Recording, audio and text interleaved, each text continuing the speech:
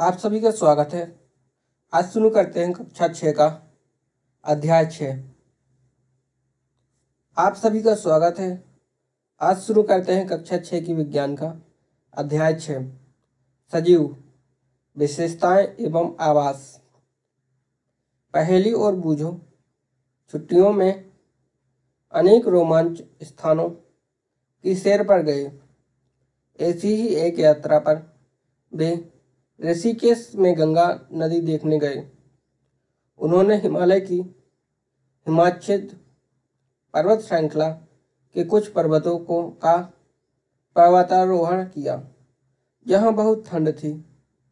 इन पर्वतों पर उन्होंने ओक, चीड़ एवं देवदार जैसे अनेक वृक्ष देखे, जो उनके मैदानी क्षेत्रों के वृक्षों से बहुत अधिक भिन्न थे। एक और अभियान में उन्होंने राजस्थान की यात्रा की एवं ऊंट पर उष्ण मरुस्थल भी घूमे।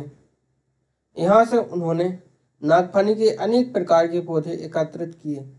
अंत में वे पुरी गए और उन्होंने समुद्र तट की सैर की और वहाँ केजुराइना के वृक्ष की कतार देखी। इन स्थानों के भ्रमण के रोमांच एवं उल्लासपूर्ण क्षणों का स्मरण करते हुए उन्हें अचानक एक विचार आया। ये सभी स्थान एक दूसरे से भिन्न थे। कुछ बहुत ठंडे थे, कुछ बहुत उष्ण एवं शुष्क तथा कुछ स्थान आर्द्र थे। परंतु उन सभी स्थानों पर अनेक प्रकार की बहुत सारे जीव थे। उन्होंने यह जानने की कोशिश की कि क्या पृथ्वी पर कोई ऐसा भी स्थान है जहाँ कोई भी जीव नहीं पाया जाता। बूझों ने अपने घर के आसपास के स्थानों का ध्यान किया। घर के अंदर उसने अलमारी एवं दरवाजों को देखा। उसने सोचा था कि इनमें कोई सजीव नहीं होगा, परंतु उसे एक छोटी सी मकड़ी नजर आई। घर से बाहर भी वह किसी ऐसे स्थान के बारे में नहीं सोच पाया जहाँ किसी न किसी प्रकार के जीव न पाए जाते हैं। पहेली ने दूर दूर के स्थानों के विषय में पढ़ना एवं सोचना प्रारंभ किया। उसे पता चला कि लोगों ने जो ज्वालामुखी के मुख में भी सूक्ष्म जीवों को खोज निकाला है, अर्थात जो ज्वालामुखी का मुख है जिसमें अग्नि निकलती रहती, लावा निकलता रहता, उसमें भी सूक्ष्म जीव पाए गए हैं। अब क्या है? सजीव एवं उनका परिवेश। पहेली एवं बूझो के मस्तिष्क में एक और विचार आया। जिन स्थानों की उन्होंने सैर की थी, वहां किस प्रकार के जीव पाए जाते हैं। वहां स्थल में ऊंट थे, पर्वत पर बकरी एवं याक थे, पुरी के समुद्र तट पर केकड़े एवं अनेक प्रकार की मछलियां थीं जिन्हें मछुआरे पकड़ रहे थे। साथ ही चींटियां जैसे अनेक प्रकार की जीव इन सभी स्थानों पर उपस्थित थे। इन क्षेत्रों में पाए जाने वाले विभिन्न प्रकार के पौधे अन्य क्षेत्रों के पौधों की प्रजातियों से भिन्न थे। इन विभिन्न क्षेत्रों का परिवेश कैसा था? क्या उनका परिवेश एक समान था? नहीं, उनका परिवेश अलग अलग था। क्रियाकलाप 1। आइए एक वन से प्रारंभ करते हैं। यहाँ पाए जाने वाली सभी पौधों, जंतुओं एवं वस्तुओं के बारे में सोचिए। एक जंगल में पाए जाने वाले जंतुओं, पौधों एवं वस्तुओं को 6.1 के कॉलम 1 में लिखिए। दूसरे क्षेत्रों में पाए जाने वाली वस्तुओं, जंतुओं एवं पौधों के नाम भी सारणी में लिखिए। आप इस अध्याय में दिए गए उदाहरणों को इकट्ठा कर सारणी 6.1 को भर सकते हैं।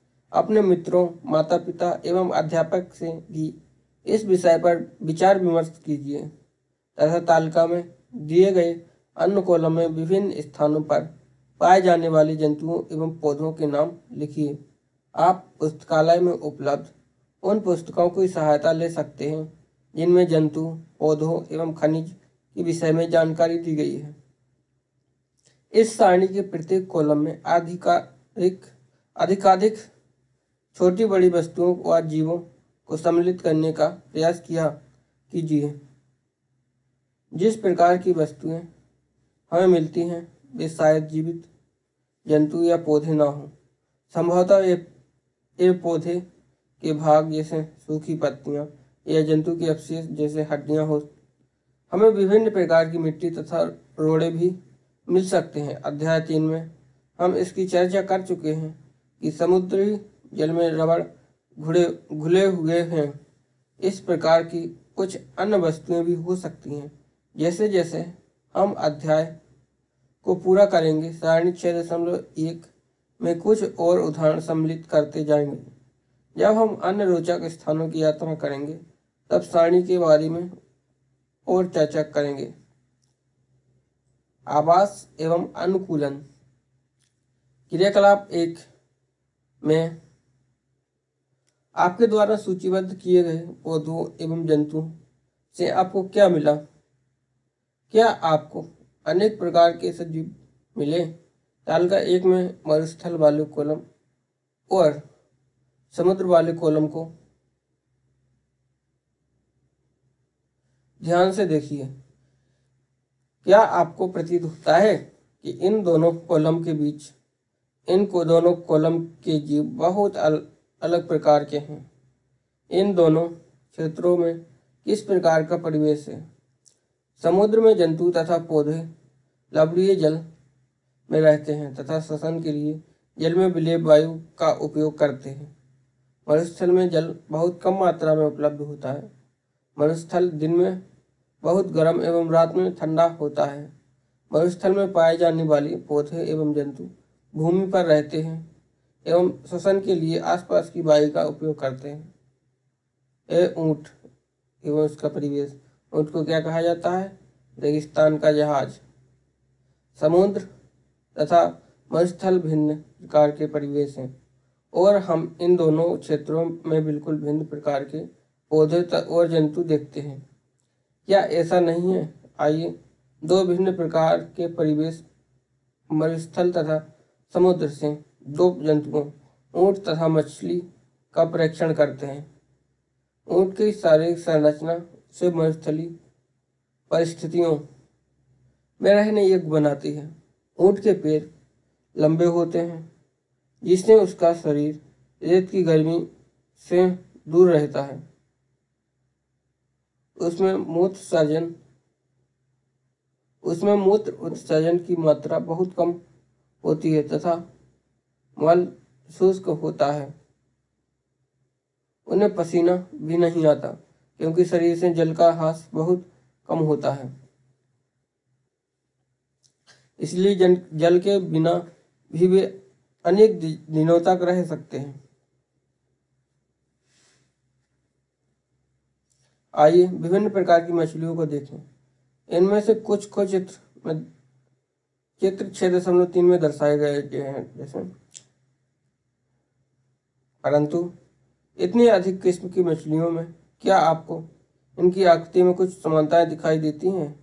इन सभी का शरीर धारा रेखीय होता है जिसकी चर्चा हम अध्याय 5 में कर चुके हैं। उनकी यह आकृति उन्हें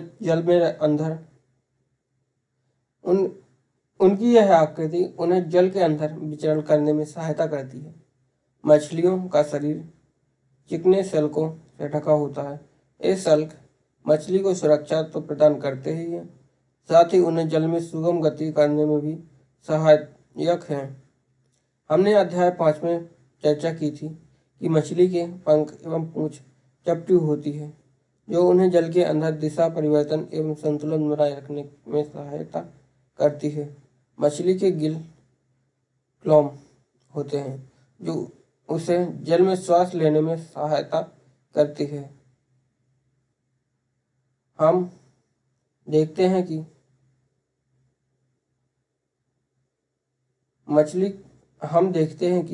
मछली की संरचनाएं उसे जल में रहने में सहायक होती हैं तथा उनकी संरचनाएं उसे मरुस्थल में रहने में सहायक होती हैं। हमने पृथ्वी पर पाए जाने वाले असंख्य प्रकार की जंतुओं में से केवल 2 उदाहरण लिए। हम देखते हैं कि सजीवों की इन सभी किस्मों में ऐसी कुछ विशिष्ट संरचनाएं होती हैं जो उन्हें अपने परिवेश में रहने योग्य बनाते हैं, जिसमें वे पर्याय पाए जाते हैं। जिन विशिष्ट संरचनाओं अथवा स्वभाव की उपस्थिति किसी पौधे अथवा जंतु को उसके परिवेश में रहने योग्य बनाती है, अनुकूलन कहते हैं। जिन विशिष्ट संरचनाओं अथवा स्वभाव की उपस्थिति किसी पौधे अथवा जंतु को उसके परिवेश में रहने योग्य बनाती है, अनुकूलन कहते हैं। विभिन्न जंतु भिन्न परिवेश के प्रति अलग रूप से अनुकूलित हो जा सकते हैं। किसी सजीव का वह स्थान जिसमें वह रहता है उसका आवास कहलाता है। अपने भोजन, वायु, शरण स्थल एवं अन्य आवश्यकताओं के लिए जीव अपने आवास पर निर्भर रहता है। आवास का अर्थ है वास स्थान। विभिन्न प्रकार के पौधे एवं जंतु एक ही आवास में संयुक्त रूप से रह सकते हैं। स्थल पर पाए जाने वाले पौधों एवं जंतुओं के आवास को स्थलीय आवास कहते हैं। वन, घास के मैदान, मरुस्थल, तटीय एवं पर्वतीय क्षेत्र स्थलीय आवास के कुछ उदाहरण हैं। जलाशय, दलदल, झील, नदियाँ एवं समुद्र जहाँ पौधे एवं जंतु जल में रहते हैं, जलीय आवास है। विश्व के विभिन्न भागों में पाए जाने वाले वनों, घास के मैदानों, मरुस्थलों, तटीय एवं पर्वतीय क्षेत्रों में बहुत विषमताएं हैं। यह सभी जलीय आवासों के लिए भी सत्य है। किसी आवास में पाए जाने वाले सभी जीव जैसे कि पौधे एवं जंतु उसके जीव घटक हैं। चट्टान, मिट्टी, वायु एवं जल जैसी अनेक निर्जीव वस्तुएं आवास के अजैव घटक हैं।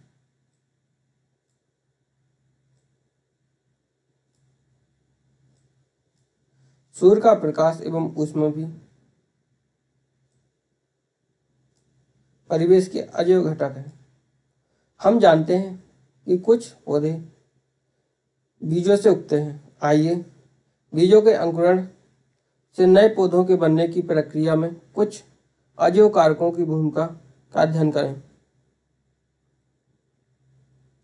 अब नीले अक्षर डिब्बा को पढ़ते हैं क्या लिखा।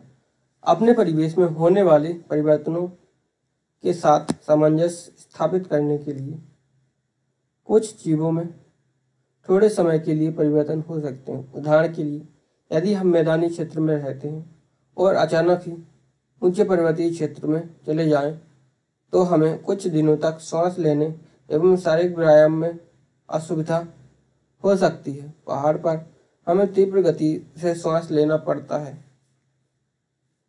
कुछ दिनों बाद हमारा शरीर पर्वतीय क्षेत्रों के वातावरण के प्रति अपने आप को ढाल लेता है तथा हमें सांस लेने में कोई परेशानी नहीं होती। अल्प अवधि में किसी एक जीव के शरीर में होने वाले ये छोटे छोटे पर्यानुकूलन कहलाते हैं। यह परिवर्तन हजारों वर्षों में हुए अनुकूलन से भिन्न है।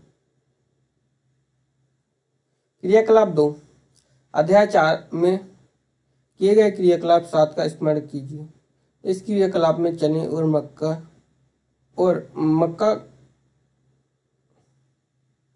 के बीज से अंकुर निकल आता है, अर्थात ये वे अंकुरित हो गए हैं।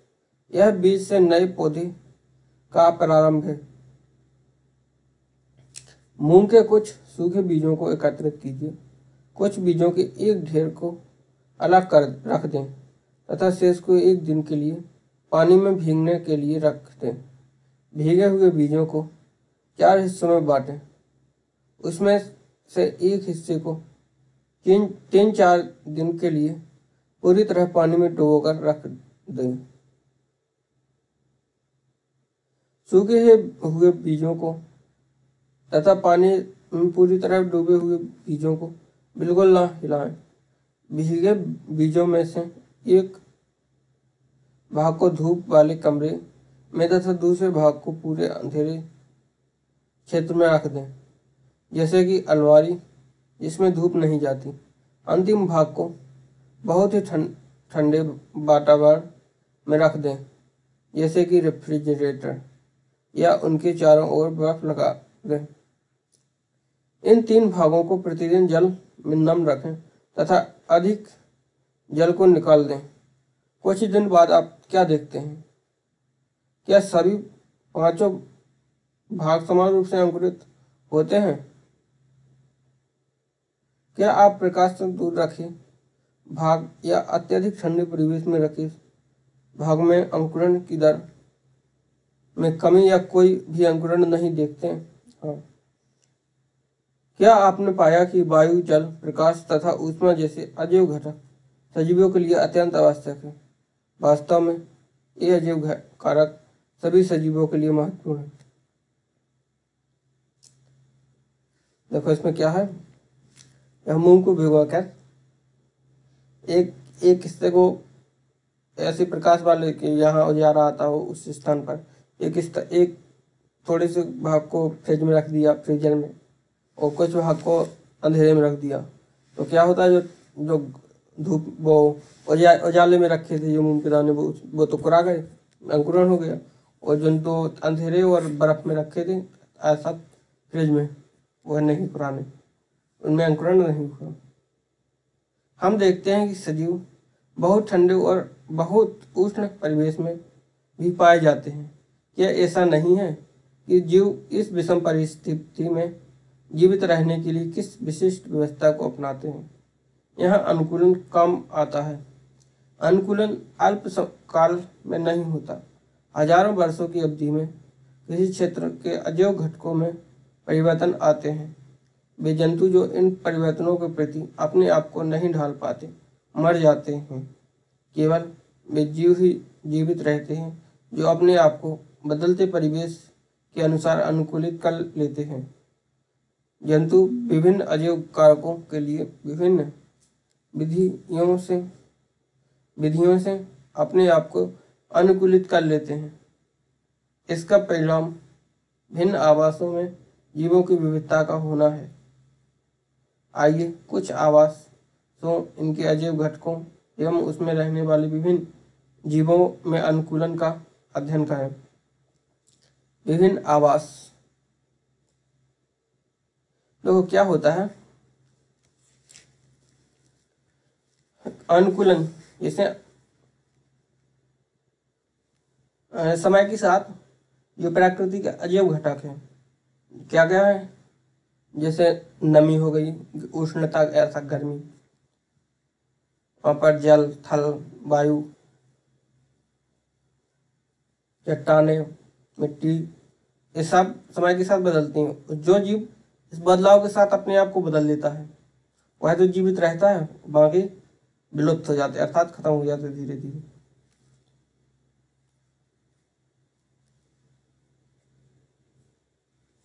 विभिन्न आवासों की यात्रा। कुछ स्थलीय आवास। मरुस्थल। मरुस्थल के अजैव घटकों एवं ऊंट के अनुकूलन के विषय में हम पहले ही चर्चा कर चुके हैं। मरुस्थल में पाए जाने वाले अन्य जंतुओं एवं पौधों में क्या होता है? क्या इनमें भी इसी प्रकार के अनुकूलन पाए जाते हैं? जैसे रहा बिल में और स्थलीय जंतु, जैसे क्या है, सांप है, क्या है भाई,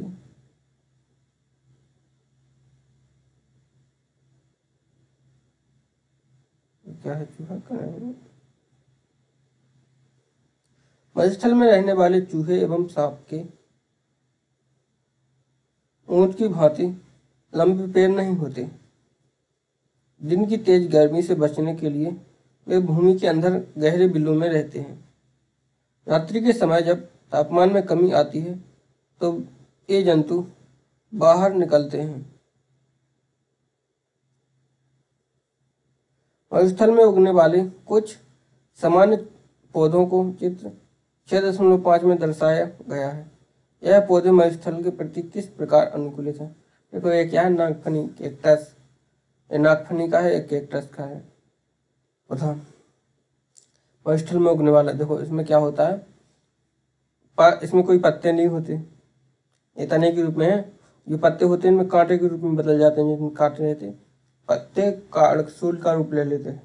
और इससे बाष्पोत्सर्जन भी बहुत कम होता है, क्योंकि इसमें बाहरी जाली टाइप की परत चढ़ी होती है, बहुत चिकनी, जिससे इसमें जल क्षय भी बहुत कम हो जाता है। क्रियाकलाप 3। गमले में लगा एक कैक्टस तथा पत्तियों वाला एक पौधा कक्षा में लाइए। दोनों पौधों के कुछ भाग को पॉलीथीन थैली से ढककर उसी प्रकार बांधिए जिस प्रकार अध्याय 4 के क्रियाकलाप 4 में हमने पौधों में बाष्पोत्सर्जन का अध्ययन करते समय बांधा था। गमले में लगे पौधों को धूप में रख दीजिए तथा कुछ घंटे बाद इनका परीक्षण कीजिए। आप क्या देखते हैं? क्या आप दोनों पॉलीथीन थैलियों में एकत्रित जल की मात्रा में कोई अंतर देखते हैं? मरुस्थलीय पौधे बाष्पोत्सर्जन द्वारा जल की बहुत कम मात्रा निष्कासित करते हैं। मरुस्थलीय पौधों में पत्तियां या तो अनुपस्थित होती हैं अथवा बहुत छोटी होती हैं। कुछ पौधों में पत्तियां कांटों का रूप ले लेती हैं। इससे पत्तियों में होने वाली बाष्पोत्सर्जन में होने वाली जलहास में कमी आती है। नागफनी में पत्ती जैसी जिस संरचना को आप देखते हैं वह वास्तव में इसका तना है। इन पौधों में प्रकाश संश्लेषण सामान्यतः तने में होता है। तना एक मोटी मोमी परत से ढका होता है, जिससे पौधों को जल संरक्षण में सहायता मिलती है। अधिकतर मरुस्थलीय पौधों की जड़ें जल अवशोषण के लिए मिट्टी में बहुत गहराई तक चली जाती हैं। तो क्या होता है, जो मरुस्थलीय पौधे होते हैं उनमें एक तो पत्ता नहीं होता, जो उनके पत्ते होते हैं वो कांटों के रूप में बदल जाते हैं, और उनके तने के माध्यम से प्रकाश संश्लेषण की क्रिया होती है, अर्थात वह अपना भोजन बनाते हैं। और इन पौधों में बाष्पोत्सर्जन भी बहुत कम होता है। इन पौधों के तने में मोम जैसी मोटी परत पाई जाती है, जिससे इनका बाष्पोत्सर्जन कम से कम हो। और इनमें जो जड़ें होती हैं बहुत गहराई तक होती हैं, जिससे आप जल भी आसानी से, मतलब आसानी से क्या, वहाँ पर जल बहुत कम होता है तो ले लेती हैं गहराई तक। पर्वतीय क्षेत्र।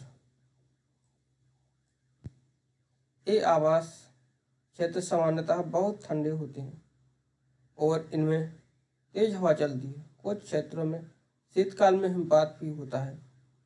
पर्वतीय क्षेत्रों में पौधों एवं जंतुओं की अनेक प्रजातियां पाई जाती हैं। क्या आपने चित्र 6.6 में दर्शाए गए वृक्ष देखे हैं? देखो, ये है वृक्ष। पर्वतीय आवास में कुछ वृक्ष, देखो इनके वृक्ष होते हैं, जैसे मंदिर की वो होती ना,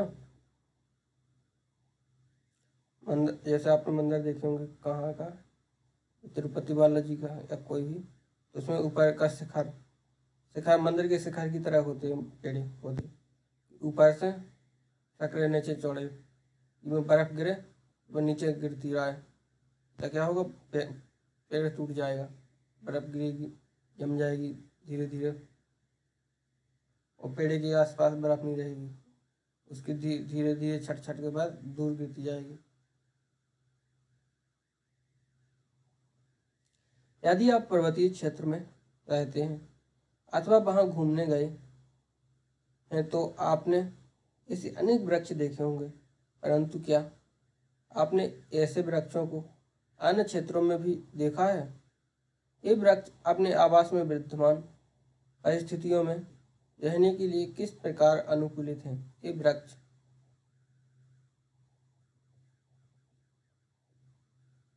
सामान्यतः शंक्वाकार होते हैं तथा इनकी शाखाएं तिरछी होती हैं। इनमें से कुछ वृक्षों की पत्तियां सुई के आकार की होती हैं। इससे वर्षा का जल एवं हिम सरलता से नीचे की ओर खिसक जाती है। पर्वत पर इन वृक्षों से अधिक भिन्न आकृति एवं आकार वाले वृक्ष भी मिल सकते हैं। पर्वत पर जीवित रहने के लिए इनमें कुछ अन्य प्रकार का अनुकूलन हो सकता है। पर्वतीय क्षेत्र में पाए जाने वाली जंतु भी यहाँ की परिस्थितियों के प्रति अनुकूलित होते हैं। चित्र 6.7 के उदाहरण शरीर को गर्म रखने के लिए या का शरीर लंबे बालों से ढका होता है। पहाड़ी तेंदुए के शरीर पर फर होते हैं। यह बर्फ पर चलते समय उसके पैरों को ठंडक से बचाता है। पहाड़ी बकरी के मजबूत खुर उसे ढालदार चट्टानों पर दौड़ने के लिए अनुकूलित बनाते हैं। जैसे जैसे हम पर्वतीय क्षेत्रों में ऊपर चढ़ते जाते हैं, परिवेश का स्वरूप बदलता जाता है और हमें विभिन्न ऊंचाइयों पर पाए जाने वाली जीवों के अनुकूलन में विविधता दिखाई देती है। तो क्या होता है, जो पहाड़ी क्षेत्र होते हैं वहाँ पर ज़्यादातर समय बारिश भी अधिक होती है और ठंडियों के समय पर बर्फबारी भी होती है। जैसे हिमालय, उत्तराखंड में जाएं, नेपाल में जाएं, जम्मू कश्मीर क्षेत्र पहाड़ी क्षेत्र, और नॉर्थ ईस्ट में चले जाएं, असम, मिजोरम, अरुणाचल प्रदेश। तो इन प्रदेशों में क्या है, ज़्यादातर ऐसे पहाड़ हैं। तो क्या होता है, बर्फबारी के लिए वहाँ पर पौधे पेड़ होते हैं शंक्वाकार, या जैसे मंदिर का शिकार होता है उसी प्रकार से होते हैं, और जिससे और उनके पत्ते भी बिल्कुल कील के समान होते हैं, पतले पतले, जैसे आपने बांस के देखे होंगे कहीं, इसी प्रकार से। जैसे उन पर बर्फ गिरने वाली बर्फ नीचे गिरती जाती हो, पत्तों पर नहीं रहती। और इसी प्रकार वहाँ पर पाए जाने वाले पशु जैसे पहाड़ी बकरी, उनके खुर मजबूत होते हैं, जिसमें पहाड़ी पर अच्छे से पकड़ बना सके कृषि गाँव पर भी। और याक के लंबे लंबे बार होते हैं, बड़े बड़े बार, जिससे वह ठंडी में भी जीवित रह सके, अर्थात गर्मी महसूस करते रहे। इसी प्रकार पहाड़ी तेंदुआ वगैरह, ये पहाड़ी बकरी भेड़ की तरह दिख रही बकरी है।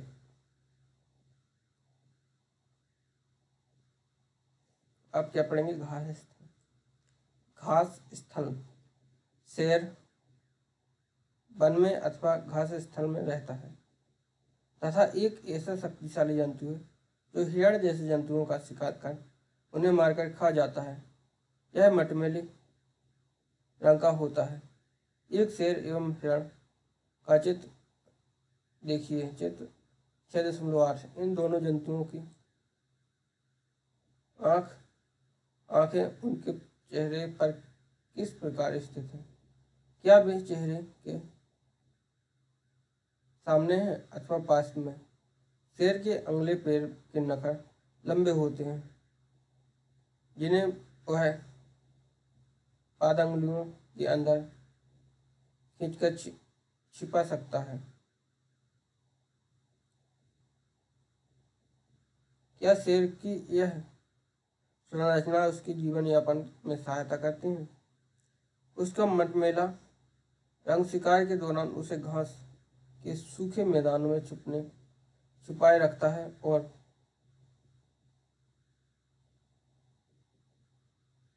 शिकार को पता भी नहीं चलता। चेहरे के सामने की आंखें उसे वन में दूर तक शिकार खोजने में सहायक होती हैं। एक दूसरा जंतु हिरण जो वन या घास स्थल में रहता है। पौधों के कठोर तनों को जमाने के लिए इसके मजबूत दांत होते हैं। हिरण को अपने शिकारी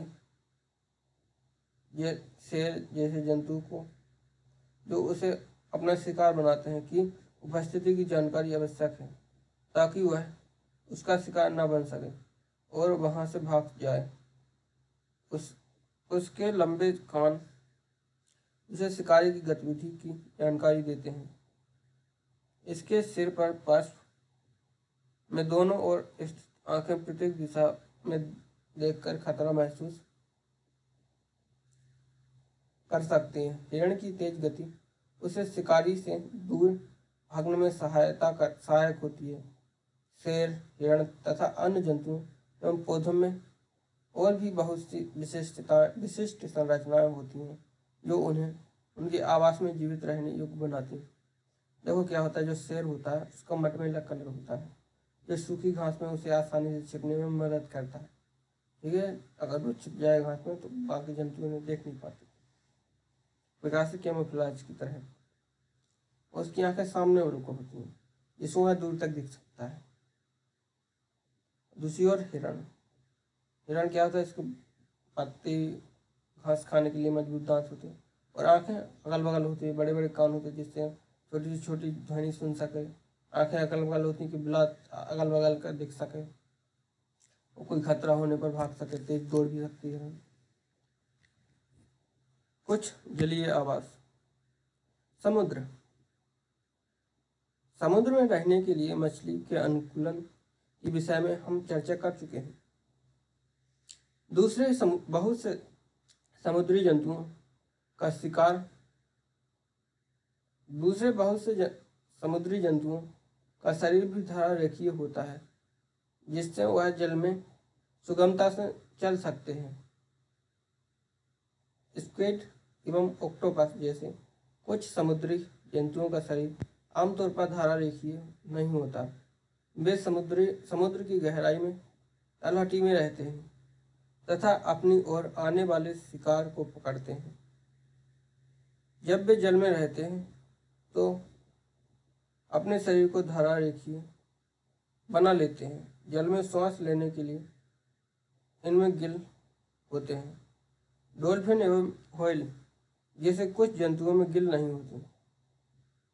ये सिर पर स्थित नासा द्वार अथवा बात छिद्रों द्वारा श्वास लेते हैं। ये जल में लंबे समय तक बिना श्वास लिए रहते हैं। वे समय समय पर समुद्री सतह पर आकर श्वास छिद्रों से जल बाहर निकालते हैं एवं श्वास द्वारा स्वच्छ वायु अंदर भरते हैं। क्या आपने कभी दूरदर्शन पर अथवा समुद्री जीवन पर चलचित्र में डॉल्फिन की इस रोचक क्रिया को देखा है? देखो क्या होता है, डॉल्फिन और व्हेल ऐसी मछलियां हैं जिनमें क्लोम नहीं पाए जाते, अर्थात यह पानी में मिली ऑक्सीजन से सांस नहीं ले सकती। ये क्या करती हैं, समय समय पर समुद्र से बाहर आती हूँ और अपने बात रंध्रों मतलब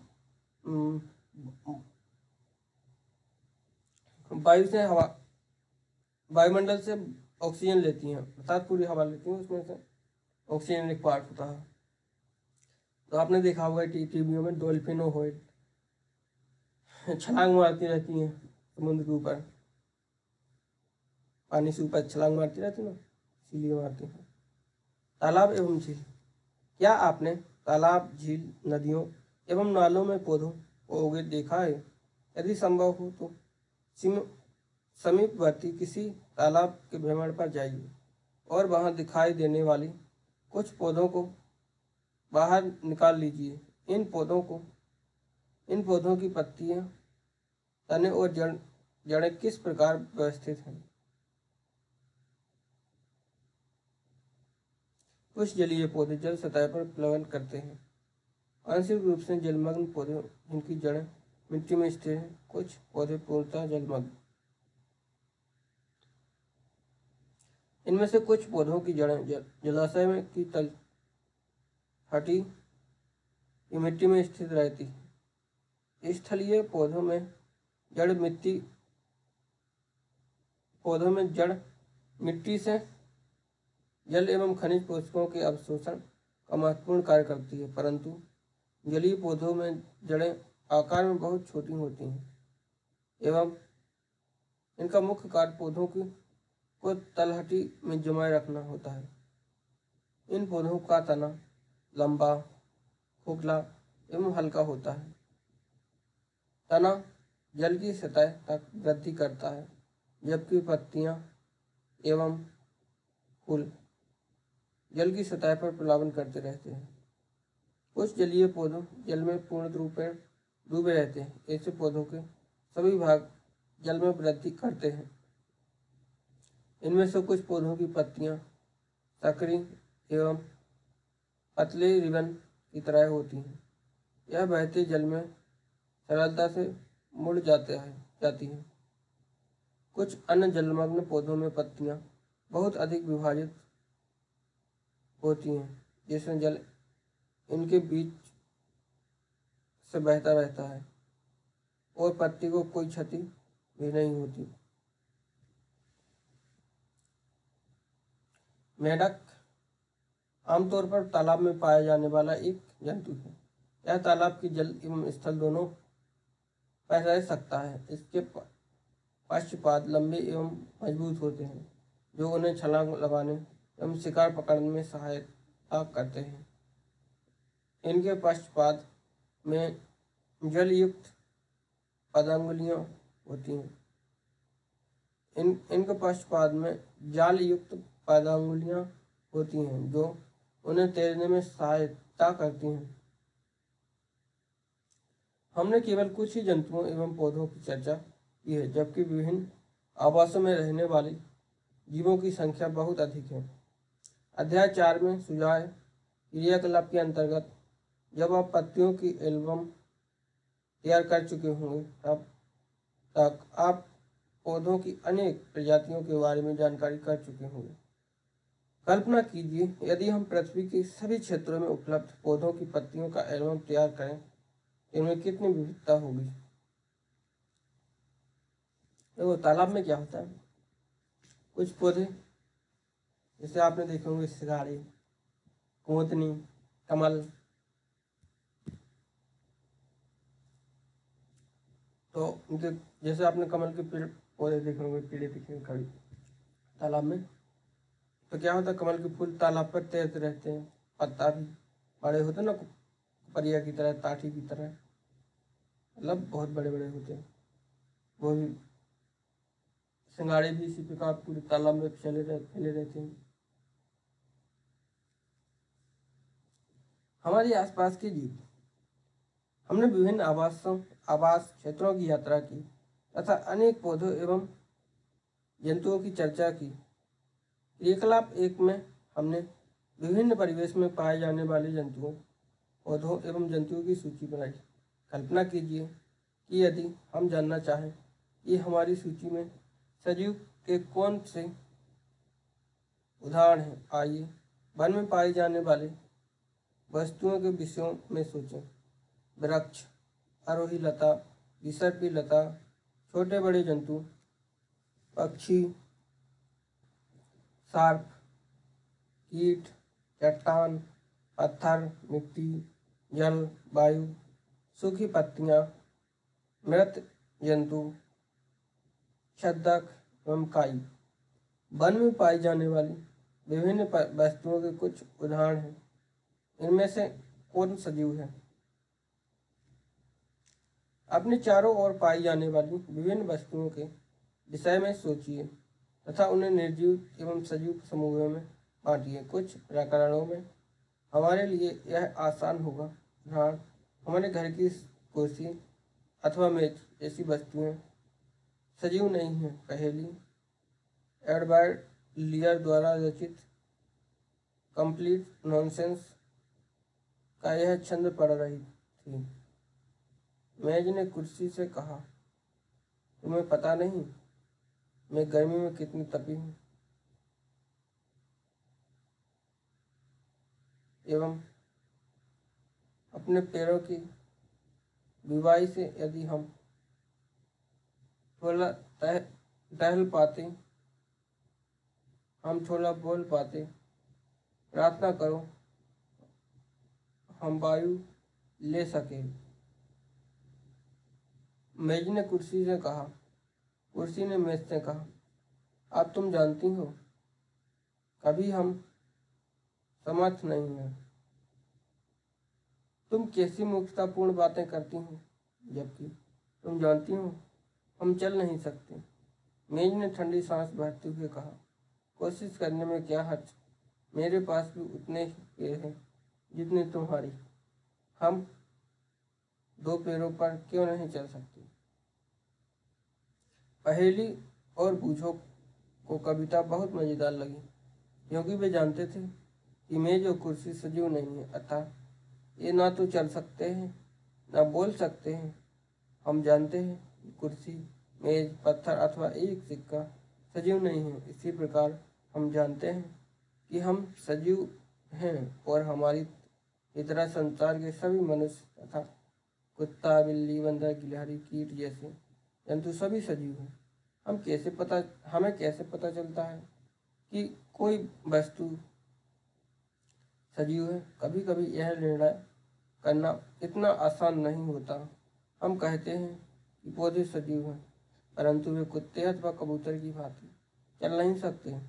दूसरी ओर एक बार अथवा बस चल सकती है, और दूसरी ओर एक कार अथवा बस चल सकती है, फिर भी हम उन्हें निर्जीव कहते हैं।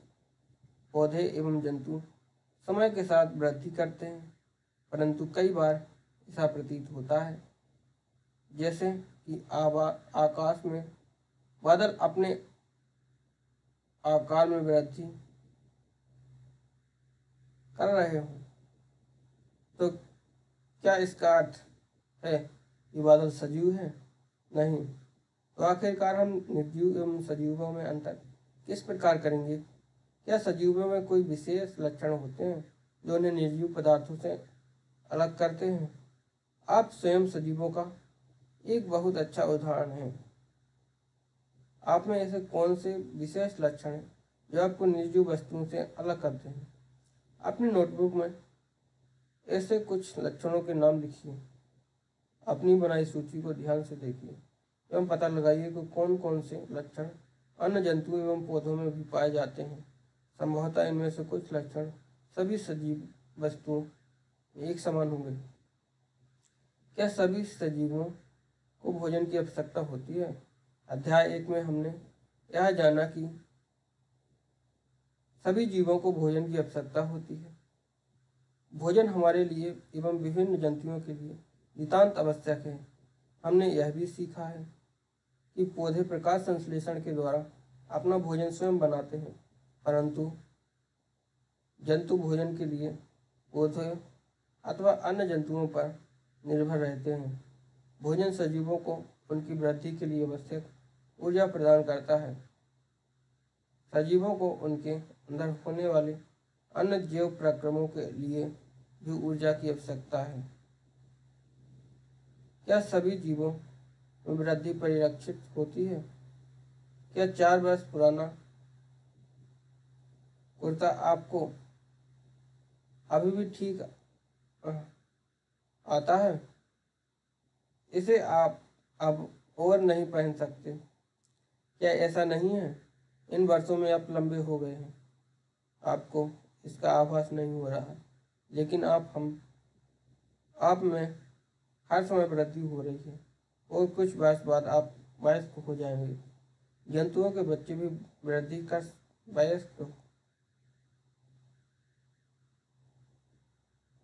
वयस्क हो जाते हैं।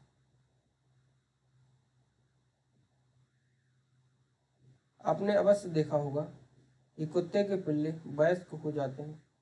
एक अंडे से स्फुटित होकर चूजा का बच्चा मुर्गी का बच्चा वृद्धि करके मुर्गी अथवा मुर्गा में परिवर्तित हो जाता है पौधे भी वृद्धि करते हैं।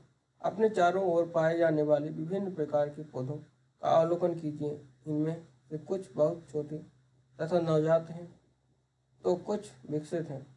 ये सभी वृद्धि की विभिन्न स्थितियों में हो सकते हैं। कुछ दिनों और कुछ सप्ताह बाद पौधों को देखिए, आप देखेंगे कि उनकी लंबाई में वृद्धि हुई है। वृद्धि सभी सजीवों में होती है। क्या आप सोचते हैं कि निर्जीव वस्तु वृद्धि प्रदर्शित नहीं कर सकते हैं? क्या निर्जीव वस्तु वृद्धि नहीं प्रदर्शित? क्या सभी सजीव श्वसन करते हैं? क्या हम श्वसन के बिना जीवित रह सकते हैं? जब हम श्वास लेते हैं तो बाहर की वायु अंदर जाती है। जब हम श्वास छोड़ते हैं तो शरीर के अंदर की वायु बाहर निकल जाती है। श्वास लेना श्वसन क्रिया का एक हिस्सा है। श्वसन के अंदर ली गई वायु की ऑक्सीजन की कुछ मात्रा का उपयोग होता है। इस क्रिया में बनी कार्बन डाइऑक्साइड को हम श्वास द्वारा बाहर निष्कासित कर देते हैं।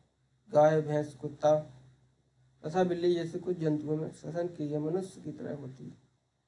इनमें से किसी भी जंतु का विश्राम की अवस्था में परीक्षण कीजिए तथा उसके उदर की गति को ध्यान दीजिए। यह मंद गति उनकी श्वास लेने की क्रिया को दर्शाती है।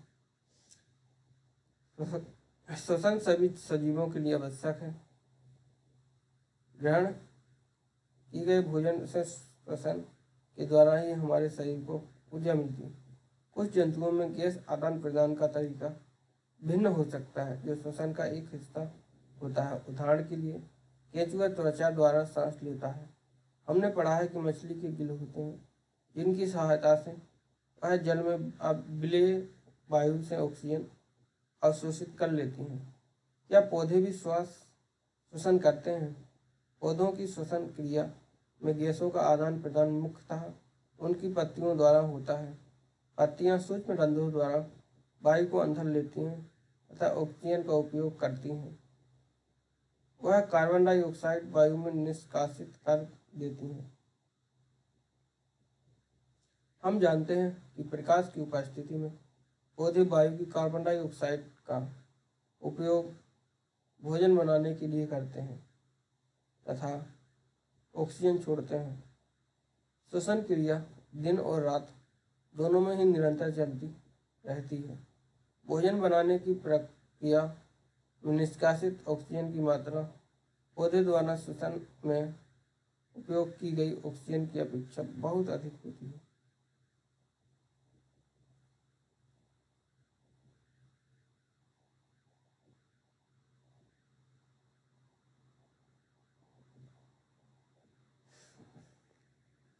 क्या सभी सजीव उद्दीपन के प्रति अनुक्रिया करते हैं? जब आप नंगे पैर टहल रहे हों तथा आपका पैर अचानक ही किसी कांटे अथवा नुकीली वस्तु पर पड़ जाए तो आप किस प्रकार अनुक्रिया करेंगे? जब आप अपने प्रिय व्यंजन को देखते हैं अथवा उसके विषय में सोचते हैं तो क्या अनुभव होता है? आप अंधेरे स्थान से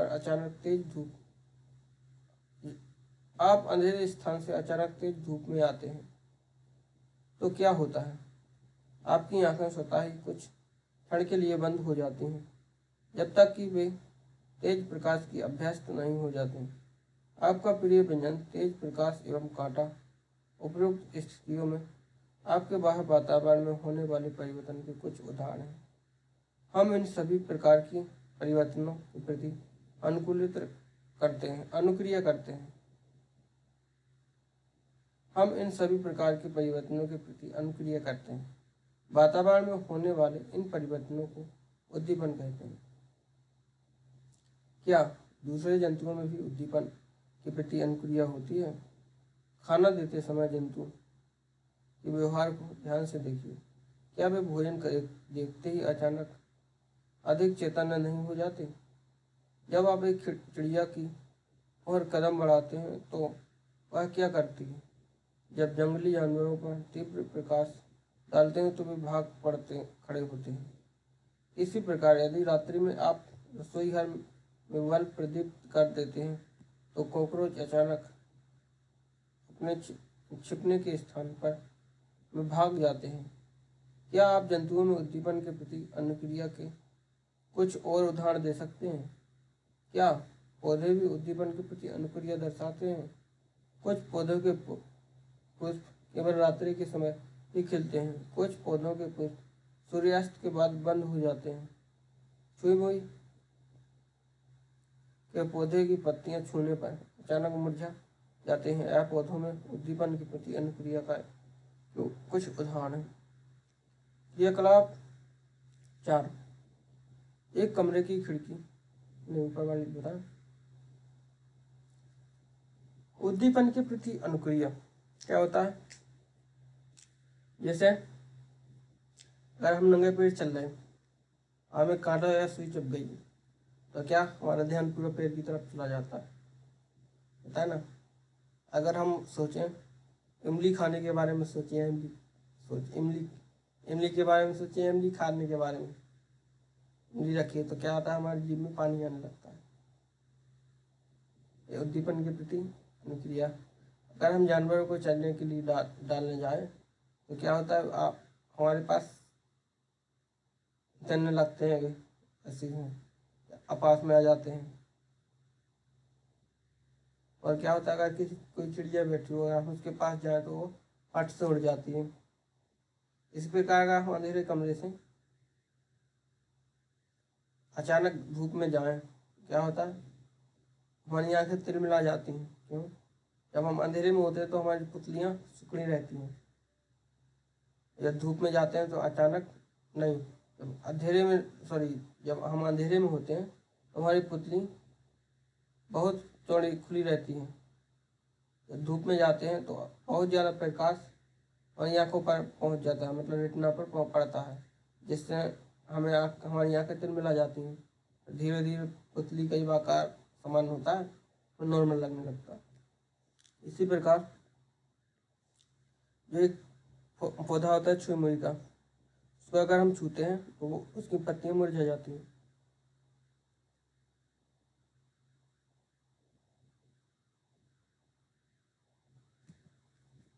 क्रियाकलाप 4। एक कमरे की खिड़की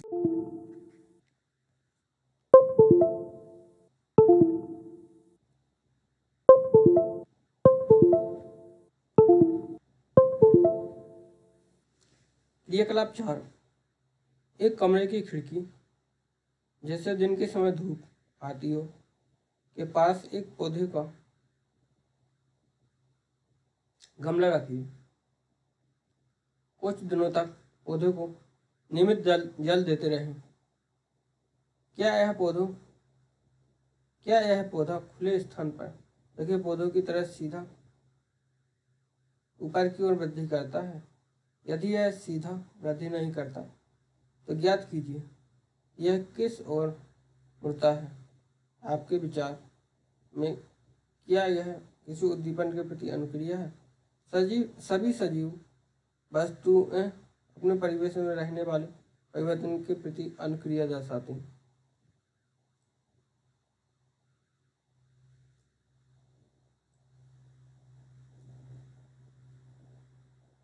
तो देखो, अगर हम किसी पौधे को खिड़की के पास रखें जिसमें दिन के सुबह या शाम, खिड़की में सनलाइट कब आती है, धूप कब आती है, सुबह या शाम, या तो सुबह आएगी या शाम, ऐसा नहीं कि सुबह या शाम दोनों टाइम आए। तो क्या होगा, जो पौधा रखा है वो सीधा जाने की बजाय क्या होगा, खिड़की के प्रकाश की ओर बढ़ेगा ज़्यादा। बाकी पौधे क्या सीधे जाएंगे ऊपर। एक कहाँ भागेगा पौधा, इस तरफ धूप आती है जिस तरफ से। क्या सजीवों में उत्सर्जन। सभी सजीव भोजन करते हैं। जीव इस ग्रहण किए गए भोजन की संपूर्ण मात्रा का उपयोग नहीं करता। आहार का केवल कुछ ही भाग जीव के शरीर द्वारा उपयोग में आता है। भोजन के बचे हुए शेष भाग का क्या होता है? वे इसे अपशिष्ट के रूप में शरीर से बाहर निकाल देते हैं। विभिन्न जीव परिक्रमों के फलस्वरूप हमारे शरीर में कुछ अपशिष्ट पदार्थ उत्पन्न होते हैं। सजीवों द्वारा इन अपशिष्ट पदार्थों के निष्कासन के प्रक्रम को उत्सर्जन कहते हैं। क्या पौधों में भी उत्सर्जन होता है? हाँ, पौधे भी उत्सर्जन करते हैं, परंतु उनमें इस प्रक्रम का ढंग कुछ अलग है। कुछ पौधे में यह अपशिष्ट पदार्थ पौधे के कुछ विशेष भागों में संग्रहित किए जाते हैं, जिससे पौधे को कोई हानि नहीं पहुंचती। कुछ पौधे में अपशिष्ट पदार्थों का निष्कासन स्राव के रूप में होता है। उत्सर्जन सजीव का एक दूसरा समान लक्षण है। क्या सभी सजीव प्रजनन करते हैं? क्या आपने कभी कबूतर अथवा किसी पक्षी के नीड़ देखे हैं, घोंसले देखे हैं? वे नीड़ में अंडे देते हैं। कुछ अंडे प्रस्फुटित होते हैं तथा उनसे छोटे छोटे बच्चे बाहर निकल आते हैं। जंतु प्रजनन द्वारा अपने समान संतान उत्पन्न करते हैं। भिन्न जंतुओं में प्रजनन का ढंग अलग अलग होता है। कुछ जंतु अंडे देते हैं जिनसे शिशु निकलते हैं। कुछ जंतु शिशु को जन्म देते हैं। पौधे भी प्रजनन करते हैं। जंतु की तरह पौधे में भी प्रजनन के तरीके भिन्न भिन्न हैं। बहुत से पौधे बीजों द्वारा प्रजनन करते हैं। पौधे बीज उत्पादित करते हैं। हम उन्हें अंकुरित करके नए पौधे उगा सकते हैं। कुछ पौधे बीज के अतिरिक्त अन्य कायिक भागों द्वारा भी नए पौधे उत्पन्न करते हैं। उदाहरण, आलू के कायिक भाग कलिका वाले भाग से नया पौधा बनता है। पौधे कलम द्वारा भी उगाए जाते हैं। क्या आप स्वयं इस विधि द्वारा पौधा उगाना चाहेंगे? हाँ, गुलाब का पौधा इस विधि द्वारा उगाया जाता है, कलम द्वारा। क्रियाकलाप 5, गुलाब अथवा मेहंदी की धड़ कलम लीजिए। इसे मिट्टी में लगाइए। इसे नियमित रूप से जल दीजिए। आप कुछ दिनों के बाद क्या देखते हैं? कलम से पौधा बनाना सरल कार्य नहीं है। यदि आपकी कलम में वृद्धि नहीं हुई तो निराश न हो। यदि संभव हो तो एक माली से बात करके कलम से पौधे बनाने के अंतराल में की जाने वाली देखभाल की जानकारी प्राप्त कीजिए। सभी सजीव प्रजनन प्रक्रिया द्वारा अपने समान अनेक संतान उत्पन्न करते हैं। विभिन्न जीवों में प्रजनन की विधियां भी भिन्न प्रकार की होती हैं। क्या सभी सजीव गति करते हैं? अध्याय 5 में हमने जंतुओं में गति के विभिन्न तरीकों की चर्चा की थी। वे एक स्थान से दूसरे स्थान तक जाते हैं तथा उनके शरीर में अन्य प्रकार की गति भी दिखाई देती है। पौधों के विषय में क्या विचार है? क्या वे भी गति करते हैं? पौधे सामान्यतः भूमि में जकड़े रहते हैं, अतः वे एक स्थान से दूसरे स्थान तक नहीं जा सकते, परंतु विभिन्न पदार्थ जैसे कि जल, खनिज एवं संश्लेषित खाद्य पदार्थ पौधे के एक भाग से दूसरे भाग में संवाहित होते हैं। क्या आपने पौधों में अन्य प्रकार की गति भी देखी है? पुष्पों का खिलना एवं बंद होना। क्या आप याद कर सकते हैं कि कुछ पौधे विभिन्न उद्दीपनों के प्रति किस प्रकार अनुक्रिया करते हैं?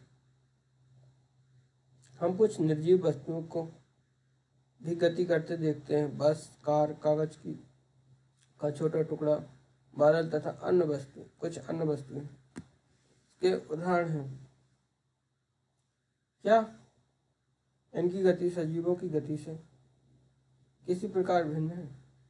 प्रकृति में विविध प्रकार के जीव हैं, लेकिन उन सभी में कुछ लक्षण एक समान होते हैं, जिसकी हम पहले चर्चा कर चुके हैं। मृत्यु सजीवों के लिए एक सामान्य लक्षण है, क्योंकि जीव की मृत्यु होती है, इसलिए जीवों की प्रजातियां हजारों वर्षों तक भी अस्तित्व में रह सकती हैं, जबकि वे प्रजनन कर अपने समान संतान उत्पन्न करें। एक अकेला जीव प्रजनन किए बिना भी मर सकता है, परंतु सजीव की प्रजाति तभी अस्तित्व में रहती है जब उसके सदस्यों में प्रजनन होता रहता है। हमने देखा कि सभी सजीव वस्तुओं में कुछ विशिष्ट लक्षण समान रूप से दिखाई देते हैं। उन सभी को भोजन की आवश्यकता होती है। उनमें श्वसन, उत्सर्जन, उद्दीपन के प्रति अनुक्रिया, प्रजनन, गति एवं वृद्धि होती है तथा मृत्यु होती है। क्या हम ऐसी कुछ निर्जीव वस्तुओं को जानते हैं जिनमें इन लक्षणों में से कुछ लक्षण दिखाई देते हैं? कार, साइकिल, घड़ी एवं नदी का जल गति करते हैं। आकाश में चंद्रमा गति करता है। हमारे देखते देखते एक बादल के आकार में वृद्धि हो जाती है। क्या इन वस्तुओं को सजीव कहा जा सकता है? हमें स्वयं से प्रश्न करना होगा कि क्या इनमें सजीवों के अन्य सभी लक्षण भी पाए जाते हैं? सामान्यतः सजीवों में वे सभी लक्षण पाए जाते हैं जिनकी हमने चर्चा की है, परंतु निर्जीव वस्तुओं में वे सभी लक्षण एक साथ दिखाई नहीं देते। क्या यह हमेशा सत्य है? क्या हमें सभी सजीवों में वे सभी लक्षण जिनकी हमने चर्चा की है हमेशा निश्चित रूप से दिखाई देते हैं? क्या हमें निर्जीवों में वे सभी लक्षण कभी भी एक साथ दिखाई नहीं देते? उनमें से मात्र कुछ लक्षण ही दिखाई देते हैं। इस विषय को और अच्छी प्रकार से समझने के लिए आइए किसी बीज के विषय में विचार करें। कुछ विशिष्ट उदाहरण देखें। उदाहरण, मूंग के बीज के बारे में क्या मूंग के बीज के बारे में क्या होता है? क्या यह जीवित है? यह एक दुकान अथवा भंडार में महीनों रखा रहता है तथा इसमें कोई वृद्धि नहीं होती अथवा जीवन के कुछ अन्य लक्षण भी दिखाई नहीं देते, परंतु जब हम इन्हीं बीजों को मिट्टी में बोकर जल से सींचते हैं तो यह पौधा बन जाता है। क्या महीनों तक दुकान में रखे बीज को भोजन की आवश्यकता थी अथवा इनमें संयन, वृद्धि अथवा प्रजनन हुआ था? हमने देखा कि कुछ ऐसे भी उदाहरण हैं जब हम सरलता से नहीं कह सकते कि उनमें सजीवों के सभी लक्षण दिखाई दे रहे हैं जिससे निर्जीवित कहा जा सके। फिर जीवन क्या है? गेहूं की बोरी में अपना हाथ डालिए। क्या आपको कुछ गर्मी का अनुभव होता है? गेहूं की बोरी में कुछ गर्मी उत्पन्न होती है। यह गर्मी बीजों के श्वसन के कारण उत्पन्न हुई है। हमने देखा कि बीजों में श्वसन की क्रिया उस समय भी चलती रहती है जबकि अन्य जीव प्रक्रम उतने सक्रिय नहीं होते। संभवतः हमारे पास आखिर जीवन है क्या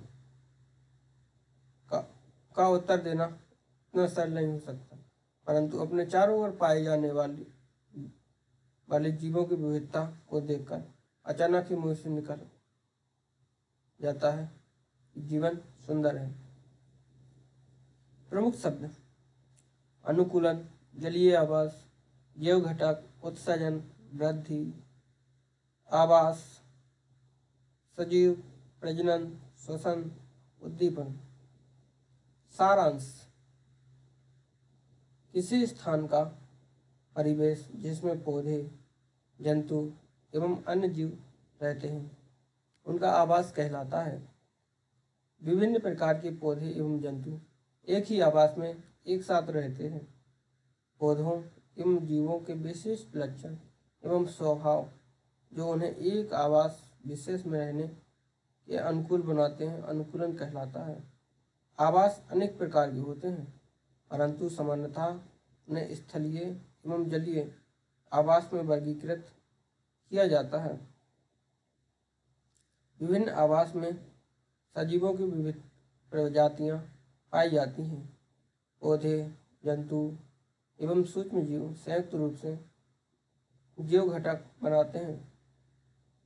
चट्टान, मिट्टी, वायु, जल, प्रकाश एवं ताप हमारे परिवेश के कुछ अजीव घटक हैं। सजीव वस्तुओं के कुछ सामान्य लक्षण हैं। उन्हें भोजन की आवश्यकता होती है। वे श्वसन, उत्सर्जन, पर्यावरण के प्रति अनुक्रिया, प्रजनन, वृद्धि एवं गति करते हैं।